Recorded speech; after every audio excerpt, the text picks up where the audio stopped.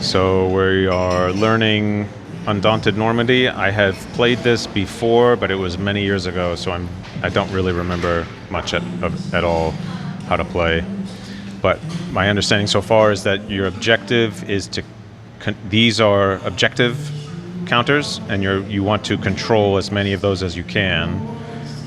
And the way you do that is you need to move your riflemen in, and they need to perform an action that they can do called control.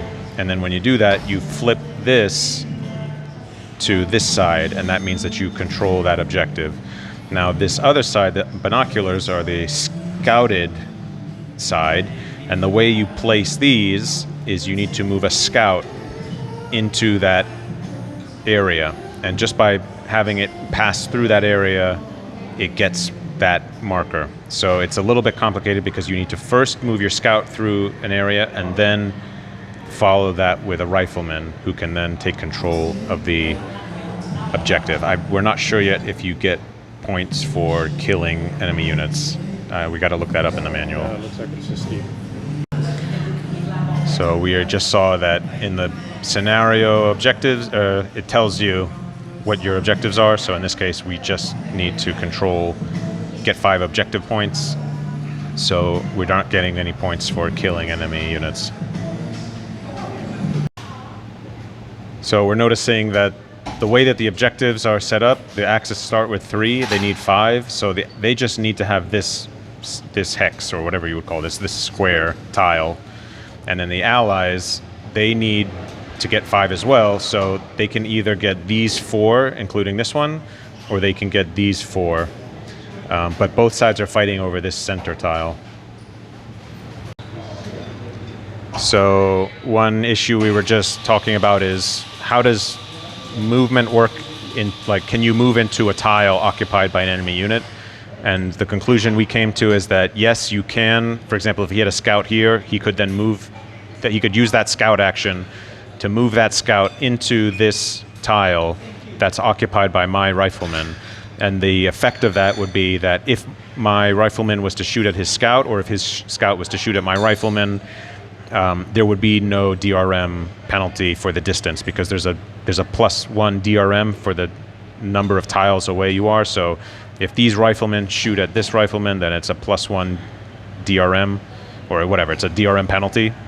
A one die roll, I don't know what you would call that, 1 pip DRM penalty.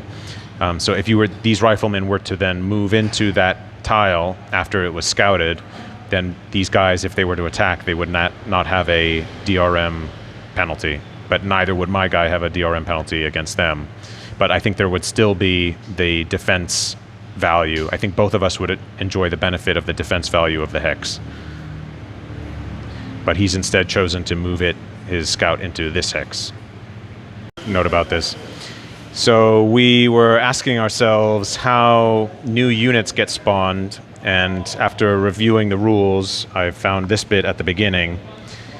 Each combat card is associated with a combat counter. So what that means is, when you have one of these bolster actions from the leaders that have you draw cards and put them into your discard pile, I think at that time you also place the corresponding combat counter on the starting tile.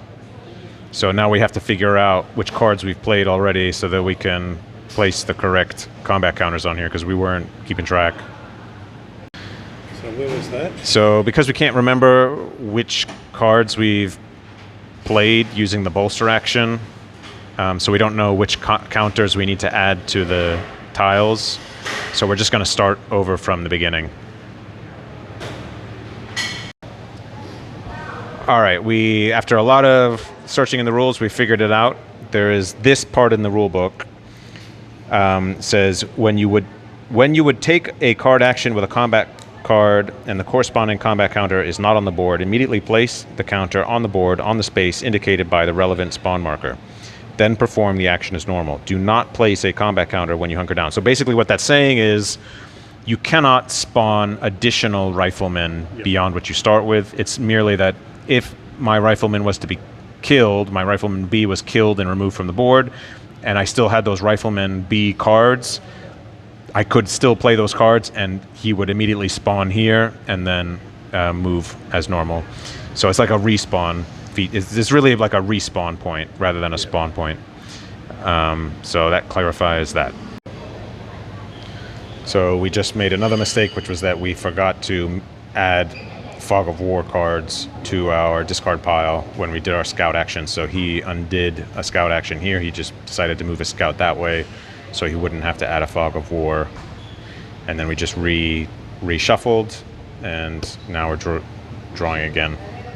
Now, if I were to attack from here to here, I need an 8 or better.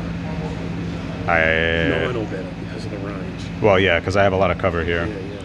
So one thing I'm just noticing is that I was using my Fog of War to bid, but then he just noticed that if you use the recon action with your scout, you can remove this from your hand and then immediately draw another card and play it this turn. So it's maybe not the best idea to always bid with your Fog of War card, but instead try to get rid of them. So it's seeming like as long as this middle one is contested, which means we each have a counter in there, neither of us is going to be able to get to 5. I mean, he could try to come around there, but I would try to contest that as well. So it's looking like we're just going to keep shooting each other in that tile until one of us dies, or like runs out of counters there. So it seems like it's a bit of a race to just try to kill the other side. So I kept attacking with my 2 riflemen against his scout that was here, and I killed him. And then I had another card to use with this rifleman, and I was deciding, should I attack his rifleman or should I race to try to get 5 objective points? And what I'm thinking I'm going to do is I'm going to keep this rifleman here so that he cannot move this guy in and take control, because if that unit moves in here and takes control of that tile, he immediately wins because he gets 5 objective points.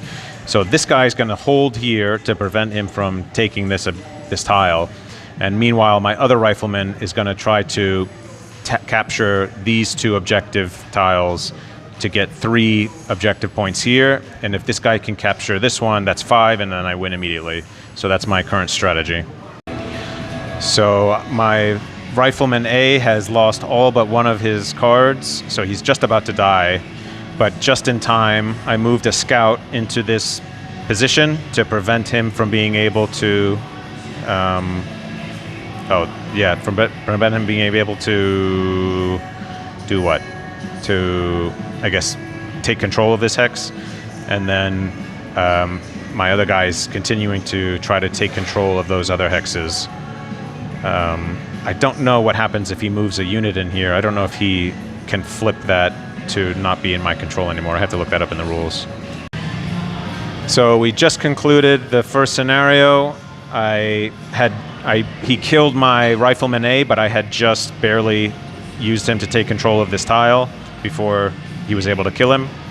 I then bid 9 with my platoon sergeant so that I could use my Rifleman, which I had already moved into that tile, to take control of that tile, and that gave me 5. 2 plus for this one, plus 1 for that one, plus 2 for that one. So as for thoughts about the game after the first scenario, does it feel very tactical? It feels more like a card game than like a tactical game. I guess there is a degree of like management of resources, but because there's so much randomness about which units you're going to be able to activate, it doesn't, this does not feel like ASL, like anything like a tactical game that I've played before. It feels more like a card game where at the beginning I was just rushing to draft as many of these cards into my hand as I could so that I could take actions. And then there was a rush to try to kill his units and then clear this out, and then there was a rush to try to take the remaining objectives. But yeah, it felt very, very different from like any tactical game that I've played, like Combat Commander or Last 100 Yards or ASL. I mean, I guess the one thing I would say to its benefit is that it's so light that there's no, for example, there's no line of sight calculation as far as I can tell. There's no line of sight in this game, which is often one of the most annoying things about tactical systems. And so that is definitely something that recommends it. And then if I was going to compare this to something like Memoir 44, I would say this feels more complicated than Memoir 44. It feels like there's more room for expertise in this game than in Memoir 44, maybe. I mean, Memoir 44, you have so little, because you're limited in Memoir 44 to the cards that you have in your hand, you cannot get the kinds of combinations. This is a simple set. Right, but here in this game, you can make decisions that affect the cards that you get into your hand. Whereas in Memoir 44, there's nothing that you can do that controls. Right, there's nothing you can do in Memoir 44 that will affect the cards that you get in your hand. It's just totally random. In this game, you can make decisions that will affect the cards that you get into your hand. So this game feels more complicated than Memoir 44. If I was going to introduce people to war games, I would probably start them with Memoir 44 and then move to this. Unless maybe they were already familiar with card games, and then in that case, maybe it would be fine to start them with this. Anything else? I'm trying to think if there's anything else. Well, we've just played the first scenario, so we're going to see how the rest of them are, and maybe it'll feel more tactical as we introduce other unit types. But it is, I guess another thing I'd say is that it is different, very different from Memoir 44, so that's a nice perk. It's not like it doesn't feel like someone took Memoir 44 and added a little twist and released it as a different, title, which a lot of hex and counter games can feel like sometimes. So I can understand why it's so popular, because it is so different from other systems. But yeah, those are the thoughts off the top of my head after the first scenario. So I wanted to make another video where I talk about the mistakes that I think both of us made. I think one mistake that I made was when I did my initial scout with A, I did one move into this tile, and then I did another move into this tile. Now the problem with that was that this scout was now far away from this central battle area. And so if he had stayed in this tile, I could then have used future cards for him to attack units in here or his units over here. But because it was over here, it was kind of useless. I guess I was able to use him to remove Fog of War cards, so maybe that wasn't totally useless. But if I had kept him here, then I could have just done one more recon action to get him into here and then into there. And that way he would have been closer and more able to participate. However, on the other hand, he would have been a target, so he might have been able to attack him. But scouts have a higher defense value than the infantry, so it might have actually saved some of my infantry, my riflemen, if he had been targeting my scout instead. Now, as for mistakes that my opponent made, I would say I think he made a mistake by not moving up his forces to contest this hex. I think if he had moved all of his guys into here, or if he had alternatively made a strong push around this way and tried to go for this hex, this tile, and then this tile, I think that would have been his best bet. Either concentrate here and attack here, or push hard around this edge, push into here, and then try to take, all he needs to do is just take this one and take this one, and he wins immediately. So, but because he had a unit that was here for a long period of time, and so it was really just his one rifleman here. He did have a scout unit here, but he did seem kind of spread out. So that would be the only thing I can think of that I would improve from my opponent's side. So for the first round, or second, I guess this is the second round, I well, for the first, what do we call this? The first round I tried to just get machine gunner cards into my hand, and then for the second round I rolled suppress actions against both of his riflemen, and I suppressed both of them. So now we're seeing how he's going to respond. I'm not sure yet. I guess I'm supposed to suppress them and then try to attack them. It's not clear. So we're trying to figure out what's the strategy in this second scenario, and the thing that I've arrived at is that, well, he's just trying to race towards these objectives. He's ignored that one over there because it's right next to this tile that I have a 3 defense on. My thinking is that with my machine gunner, I want to suppress his units while my scout is used to add Fog of War into his deck. And then once he's got a bunch of Fog of War in his deck, then it's going to be harder for him to revive his riflemen. And that's the point at which, once all of his guys are suppressed, then I can switch my gunner to attack the units. That's my best guess, is like what I'm supposed to be, what I'm trying to do here. So he has just moved his scout into this tile, which he had to add 2 Fog of Wars for that. So I feel like the move for me at this point is to then to shift over here to try to force him to then come into this hex and get another Fog of War card. And again, my goal is I'm just trying to load up his deck with Fog of War cards to slow him down, and then at that point is really when it's to my advantage to start attacking him. So in a horrible string of luck, I drew 4 Fog of War cards for my hand, so I could not do anything for this round. I didn't realize I even had that many Fog of War cards. So we're gonna see how much. Yeah, this could be bad for me. So he has moved up his riflemen and scouts to this position, and my machine gunner is just suppressing them, and then my leader is inspiring the machine gunner to do attacks.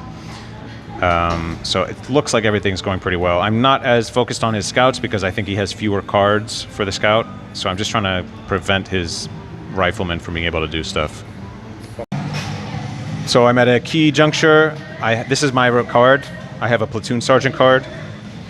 I can either bolster or command. Now the issue is that I'll just tell you, I have no remaining Rifleman A cards. So if you were to kill him, he's gone. I'd have to revive him in this hex. Yep. It would be a pain in the butt, and you could take that and you win immediately.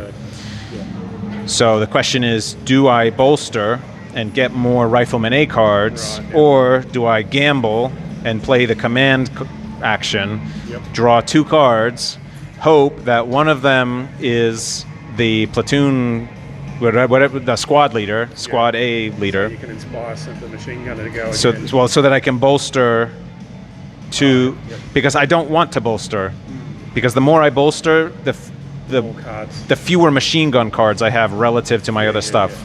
I want to keep my deck as small as possible. So I think I'm going to just bolster, because if I was to not draw what I needed, I would probably lose immediately. Yeah. So he's just won by moving Rifleman A, this guy, into this tile and taking control of it. It came down to the cards, really. I think we both played pretty optimally. I think maybe one mistake I made was not using my machine gunner to suppress his units when they were over here. There was a couple of times when I made attacks against unsuppressed units, and the attacks failed. And it would have been better for me to just suppress those units and then use my riflemen and scout to attack his suppressed units. So I would say if I made any mistake, it was not using the suppress action enough. I think I should have kept using it more than I did. I don't think he made any mistakes as far as I can tell. I think concentrating on this side was a good idea. I think it would have been a mistake to try to come over here, maybe.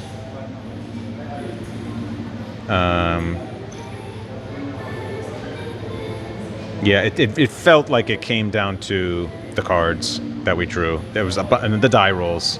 The cards and the die rolls were very. They're very swingy. So it felt kind of like Memoir 44 that way. I would say another thing I've noticed, like this scenario seemed to go on for a while. It seemed like this took longer to resolve than the Memoir 44 scenarios that we played. Maybe that will get faster as we get more experience, but my initial reaction was that this took longer to resolve than a Memoir 44 scenario.